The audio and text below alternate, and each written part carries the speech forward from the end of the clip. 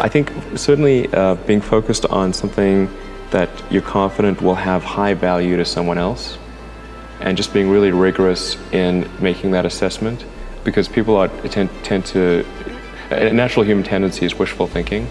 So a challenge for entrepreneurs is to say, well, what's the difference between really believing in your ideals and sticking to them versus pursuing some unrealistic dream that doesn't actually have merit? That is a really difficult thing to tell. Can you tell the difference between those two things? So you need to be sort of very rigorous. I think certainly extremely tenacious, and then just work like hell. I mean, you just have to put in, 80-hour weeks every week. All those things improve the odds of success. If other people are putting in 40-hour work weeks and you're putting in 100-hour work weeks, then even if you're doing the same thing, you know that you will achieve in 4 months what it takes them a year to achieve.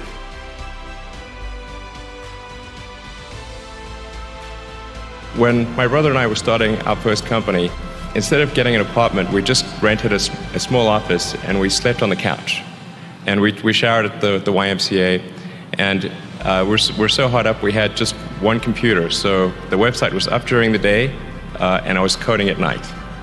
7 days a week, all the time.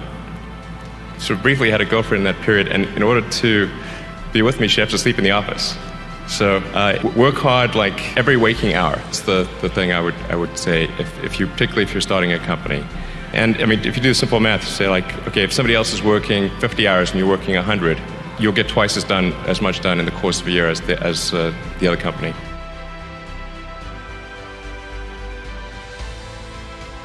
In 2001, was talking to a friend of mine. He asked me what I was going to do after PayPal, and I thought, well, I was wondering, like, I'd like to get involved in space, but I just didn't think there's anything I could do as an individual.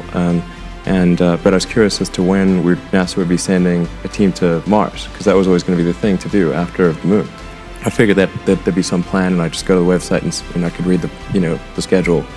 Actually, there wasn't anything on the website, and is it secret? I don't know. But it turned out that NASA had done a study on what it would cost to do a manned Mars mission, and this was under Bush the First. In his first, he asked for a 90-day study shortly after taking office. And NASA came back with a $500 billion price tag. And he said, okay, maybe not. That's when $500 billion was serious money. So then that got totally shelved, and it was like you were not allowed to talk about any kind of crewed mission to Mars at NASA. Anyway, but I thought, well, if I could do something that would galvanize public interest, and then that public interest would translate to additional appropriations for NASA and increase their budget, then maybe they could do it. So actually what I sort of thinking I would do is send a small greenhouse to the surface of Mars with seeds in dehydrated gel, and the public tends to respond to precedents and superlatives. So this would be the furthest that life's ever traveled, the first life on Mars. I tried to figure out how to do this with the proceeds that I had from PayPal, and I was able to figure out how to get the cost of the spacecraft down and the communications and the little greenhouse and everything. But the one thing I couldn't compress was the cost to launch, because there were only a few options. And the US options were way too expensive. And so I ended up going to Russia 3 times to try to buy. It wouldn't really matter. Like, I actually came to the conclusion that my initial premise was wrong. It's really fundamental to psyche. So if people think there's a way, I think it would actually get a lot of support. It can't be just banging your head against the wall. I've got to believe that this can be done without breaking the federal budget. So that's when I said, okay, well, is there some way to affect the cost of space transport? And got together with a group of people over a series of Saturdays just to try to understand, is there something fundamentally super expensive about rockets, or can the cost be substantially improved? We had a bunch of those kind of brainstorming sessions, and I couldn't see any fundamental obstacle to improving the cost of rockets. So that's when I started SpaceX. I would say the probability of success was definitely less than 50%. I thought it would most likely not succeed. But it was worth a try.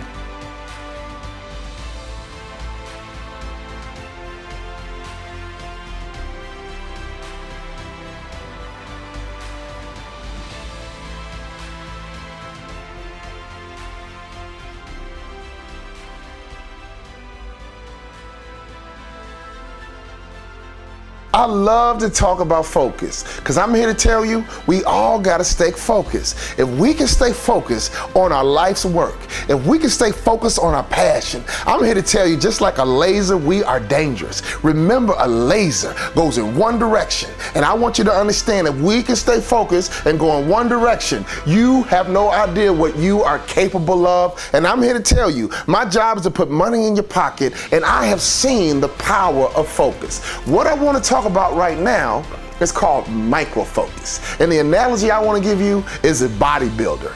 You know what? You know when you see a bodybuilder. There's a lot of ladies and guys walking around that are buff, but you know when you see a bodybuilder. And here's why. A bodybuilder wears tight clothes, so we know they're a bodybuilder. But I would too if I spent all that time in the gym developing my body. But the one thing I love about bodybuilders is that their muscles have muscles. I mean, when you see a bodybuilder flex, all of a sudden you see muscles that I don't even know I had.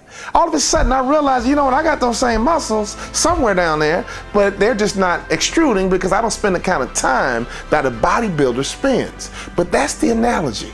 A bodybuilder is focused and their muscles have muscles. So here's what I want to talk about with micro focus. See, the one thing about business, the one thing about life, I love peak performers like you, because the only way we can become the best in the world at what we do, we have to have micro focus. And when we have micro focus, just like that bodybuilder has muscles, your focus needs focus. And when we can have focus on our focus, before we know it, we can grow a developing business, and all of a sudden we can pay attention to the detail.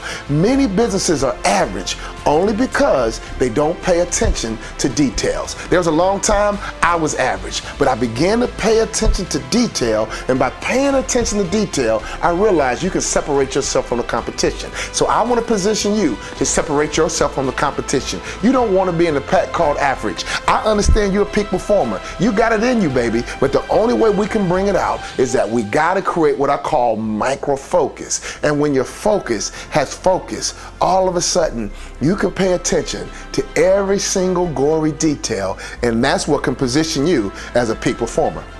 You will never ever meet a peak performer in your life that does not pay attention to detail. So just like a bodybuilder has muscles on muscles, you gotta have focus on focus. Here's the one thing that can break our focus. Here's the one thing that I've struggled with for years, a good idea.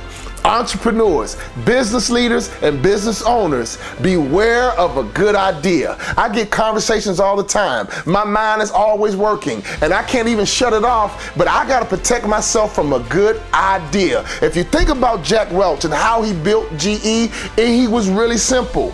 He was very focused. In fact, he only built business units that were profitable. If he had any business unit that was not profitable, he shut it down or sold it. Do you guys know how many business people can have a failing business unit, and all of a sudden the instinct is to give all the attention to the failing business unit and leaving the business unit that makes the most money to neglect? That is not smart. Make sure inside your business to make sure you focus on the business units that give you the biggest return, that give you the biggest bang on your buck. Always make sure your focus is on the things inside of your company that give you the biggest return. I'm here to tell you, the next time you see a bodybuilder and you see that frame and those muscles have muscles, I want you to remember this presentation. I want you to understand that if you have micro focus, you can give your focus. I'm telling you what, you can separate from the pack. I have never been around a peak performer who was not micro focused. In other words, you got to get down to every little gory detail. And if you can get that micro focus, if you can get a chance to pay attention to detail, that's how you break out of the pack. That's how you go from being average to a above average performer. If you can pay attention to detail and let your focus have focus and not be distracted by a good idea, just like a laser, you can be dangerous. And just by a laser, you can do anything you choose to do, because I believe with focus, you are unstoppable.